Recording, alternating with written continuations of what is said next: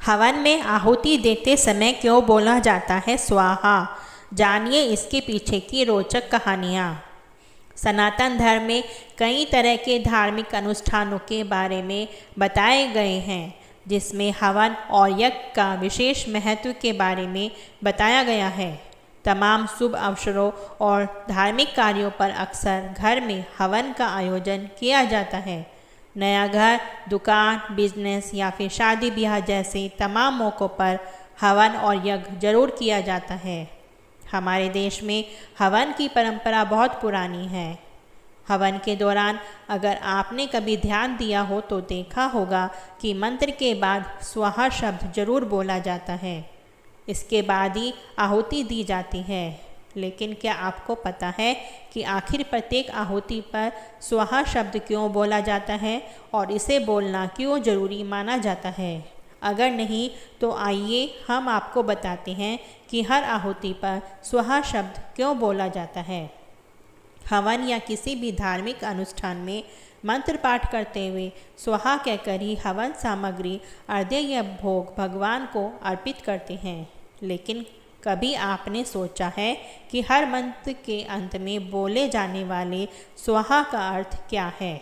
स्वाहा का अर्थ है सही रीति से पहुंचाना।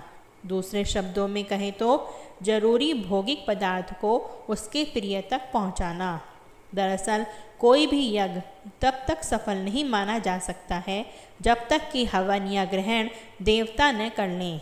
लेकिन देवता ऐसा ग्रहण तभी कर सकते हैं जबकि अग्नि के द्वारा स्वाहा के माध्यम से अर्पण किया जाए। श्रीमद् भागवत तथा शिव पुराण में स्वाहा से संबंधित वर्णन आए हैं।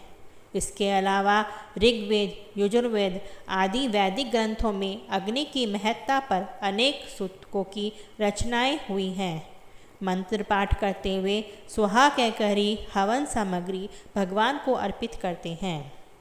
मंत्र पाठ करते हुए स्वाहा कहकर ही हवन सामग्री भगवान को अर्पित करते हैं। पौराणिक कथाओं के अनुसार स्वाहा कई तरह की कथाएं प्रचलित हैं। पहली मान्यता के अनुसार स्वाहा प्रजापति दक्ष की पुत्री थी। स्वाहा की शादी अग्निदेव के साथ हुई, इसलिए अग्नि में जब भी कोई चीज़ अर्पित करते हैं तो उनकी पत्नी को भी साथ में याद किया जाता है, तभी अग्निदेव उस चीज़ को स्वीकार करते हैं।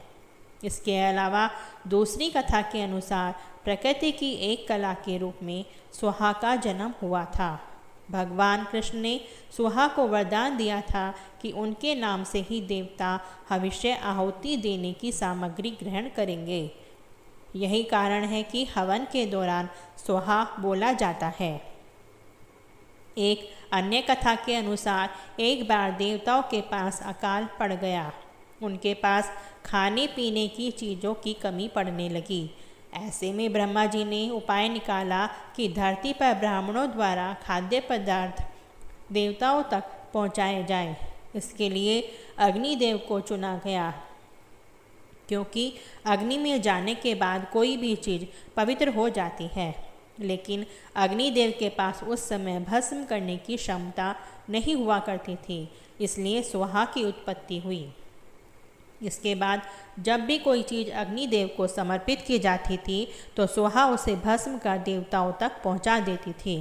तब से स्वाहा हमेशा अग्निदेव के साथ रहती है।